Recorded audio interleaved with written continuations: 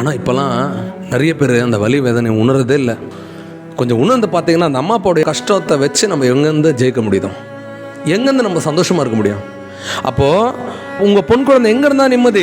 அந்த பையனோட வீட்லேயும் அவங்க அம்மா அப்பா வீட்லேயும் அவங்க கூட அந்த ஃபேமிலியாக இருந்தால் தான் நிம்மதி. நீங்களும் இதை புரிஞ்சுக்கிட்டு இதை கார்டியெல்லாம் எப்படி பண்ணலான்னு யோசிங்க. சரி, கொஞ்ச நாள் நீ 15 நாள் அங்கே இருங்கம்மா, 15 நாள் நம்ம கூட இருங்க, நம்ம சேர்ந்துருக்கலாம் அப்படி சொல்லலாம். ஆனால் பிரிக்கிறது என்றைக்குமே உறவை மேம்படுத்தாது, சந்தோஷத்தை கொண்டு வராது. அப்போது எனக்கு இந்த மாதிரிலாம் வாழ முடியாது சார், என்னாலாம் நீங்கள் சொல்கிற மாதிரி கூட்டு குடும்பம்லாம் வாழ முடியாது, முன்னாடியே சொல்லிவிடு. அதுக்கப்புறமா அந்த பையனுக்கு ஓகேனா உங்க கூட வாழட்டும். அதே மாதிரி தான் பொண்ணுங்களுக்கும்.